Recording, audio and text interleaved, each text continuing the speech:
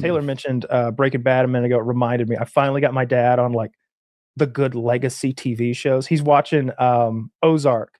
He called me on my birthday and he was like, "Kyle, you ever watch this show? It's about this feller Marty Bird."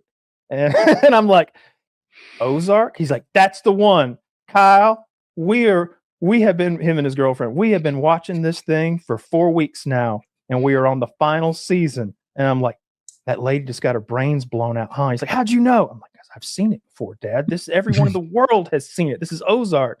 I told you it was a good show." He's like, "Hey, we can only watch an episode or two, and it gets too much. It gets too violent. It's too rough." But he loves it. And I'm like, "After this, Game of Thrones." He's like, is that any good?" I'm like, yeah.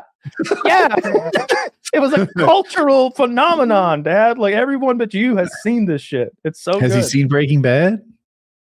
He has seen a couple episodes of it, and he said that Walter White was too much of a pussy.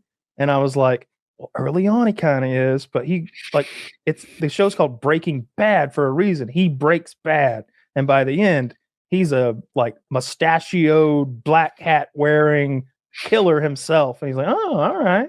Well, might get back into that too." So I'm psyched because now like he's actually watching good TV. It was only like a year or two ago when he couldn't get any internet, and he's watching like Gunsmoke reruns.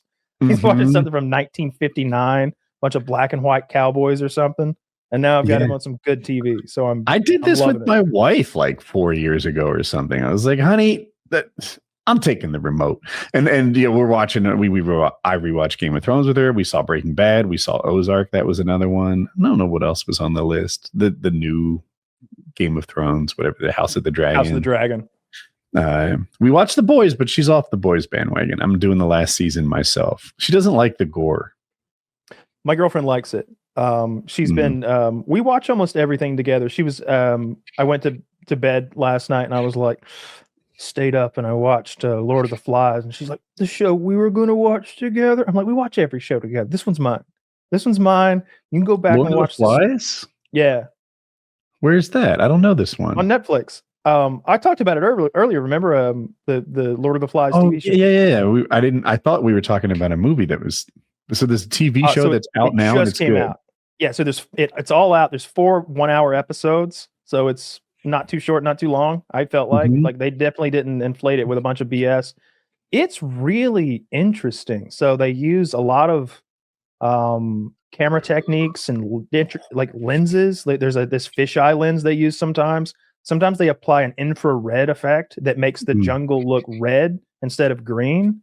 And I think it's sort of symbolically about the boy's bloodlust or something like that, or when things are going more violent than others. There's a lot of like narrow fields of view, like a lot of like right in on somebody's face. It's in focus and everything else is blurred out. It's good. They're creative. Did you watch all 4? Yeah, I watched 4 hours of it last night. Yeah. Okay. It's a BBC production. I'm real sensitive to bad child actors. Like they'll throw me right out of something. All these kids are great. Like even the Litlins, as they're called, they're like 8 or something. They're barely verbal because they're so scared. They're good. They put on good performances. And the main boys, Jack and Piggy and Ralph, like they're all very good. And it's a little scary because it's like, there's no adult supervision here. That's the whole premise of the thing. I get it. But still, every now and then you're like, there's no authority figure to go to on this one. I wish everybody would shut up and listen to Piggy. He's the only one who seems to know what's going on here. He's like, "Look, guys, we need shelter, fire, food, and toilets." And they're like, "Toilets?" He's like, "Yeah, we can't poop where we drink. It's very important. We got to poop in the tidal pool. It washes it away. Some of you aren't even bothering to leave the shelter." And they're like, everybody's laughing. You can't get everybody like together because there's boys and it's been a week or two and everybody's so rowdy. And then there's like that standard. The Jack kid is basically Draco Malfoy.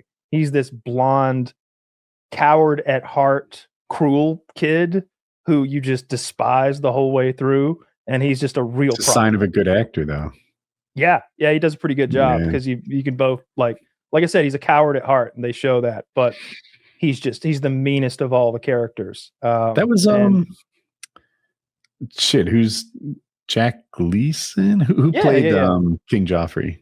So, something like that. I know it's not Jackie Gleason, but it's something similar to that. It might be Jack Gleason. It wasn't until his character was done with that I started to appreciate, like, oh, you know what? That was actually just a really good actor, not a dick. I didn't separate the two. His face, like the way he would scowl and the way he would be, his ignorance at times, and he was so pompous and then just out of nowhere, the cruelty. He was tremendous at being something hateable. About the cruelty coupled with the cowardness bugged me extra. Like if you think about Beauty and the Beast, Gaston, right? He's a dick. Gaston, okay. Gaston is a dick, but he's kind of earned that. He is the strongest, most good-looking, most talented, whatever. And if he treats people like Homelander does, you're at least 1% of you is like, well, he is better than these other guys. And when they went on to battle the Beast, he led the charge, right? Like, so this guy sort of earned his right to be cruel to people in a way that King Joffrey did not. Yeah. Gaston is brave and accomplished and pompous and self-centered and narcissistic. You can almost forgive a little bit of that. His girlfriend was kidnapped by a monster. But you look at Joffrey and you're just like, God, not only are you awful, you're pathetic too. And then Ramsay, and you wouldn't have thought it, but they came back. I hate Ramsay more than Joffrey because Joffrey is a sociopath. Joffrey's almost like learning how to be cruel, whereas Ramsay is a practiced hand at it. He's good at it, and he likes being good at it, and he likes getting better at being cruel. And whereas Joffrey was just sort of, I don't know, just mean. He wasn't necessarily. He was like an unplanned dick cruel person, whereas Ramsay took cruelty and made it a craft that he refined and practiced. I get it. I'm hoping I get Dad on the Game of Thrones bandwagon because I know that like week to week what that show was like the first time. That's one of those I wish I could erase my memory and go back and do that. If that's ever a service that's offered, that a memory erasure. But get a TV show for $9.99. Oh, I would pay a lot of money to forget Game of Thrones. Huh. I'd pay $5,000 to forget Game of Thrones, I think. Wow. I don't think I would. I don't know if I'd pay $5,000 to watch it again, but I'm telling you, it's better on rewatch. Did you rewatch it yet? Game of Thrones? So I used to rewatch every year. So that meant that I've seen season 1 like 7 times. And I've seen season 6 like 3 times or 2 times or something like that, whatever it is. And so like I know the later seasons less and less. I never rewatched the final season because I was so upset about that. But I've seen I've seen the early parts and the middle parts many times. I've said it here before, but quickly, it's better on rewatch. It's better on binge. When you had to wait a year and a half for the next season, and then there's only 6 episodes, and you want all of them to be absolute bangers because you have so much invested in all this waiting. But when you're just binge watching an old show, it's okay that one of the 6 isn't a total banger. It's fine. Watch the next one. Yeah, I agree completely. Yeah. I just, I'm not going to harp on that again. I just can't do it again. And I'm like forever mad at like, not the actors, because I see them as victims in all of this, but the creators, like I'm mad at D&D, whatever those guys' name, David Benioff and whatever their names are. Aren't their careers over now? I root against David Duchovny. Not David Duchovny. I love him. I'm just making lifelong shit fan up. of him. But aren't their careers kind of shot now? They made the 3 Body Problem. That was the last thing that I know that they created. So I'm sure that was a decent payday. It's no Game of Thrones for them. No Game of Thrones. No. In your little world of entertainment, there's the Search for Gollum is coming out at some point.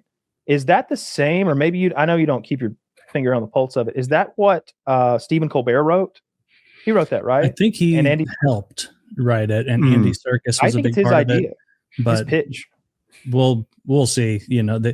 They really shit the bed with Rings of Power, and so hopefully they take some lessons from that and make it good. I'm really hopeful for it because not only is like I trust Colbert, I know he's a massive like Lord of the Rings nerd, and he's super into the lore. And whenever he's had actors of the show on, like he dives deep. It's all deep cuts about lore and stuff like that, and he's really respectful of it. So I like that he's writing it. I like the Andy Serkis is coming back, of course. He's directing. Andy Serkis is directing, and Peter Jackson is producing. So he's not going to be Gollum in this. He is going to be Gollum. I hope he's still good at, because he was Gollum, what, 15, 20 years ago? I saw him on a talk show not that long ago. He slips right into it to the point where you're like, oh my God. Like, I think he was reading Trump tweets as Gollum. That's what it was. I'm worried that he can't crawl and move in the same way, which to me was a big part of what made the character successful. How old is he? Let's see. I don't think he's... Well, I mean, he's 25 years older than he was when he did it in Lord of the Rings. Yeah. How old is he? A spry 62. A spry 62, you know? I'm concerned, but might have a lot more upright Gollum this time. Yeah. Walking. He crawled like an iguana, you know, like it was really kind of neat. And I don't know if it still has that, but we'll see.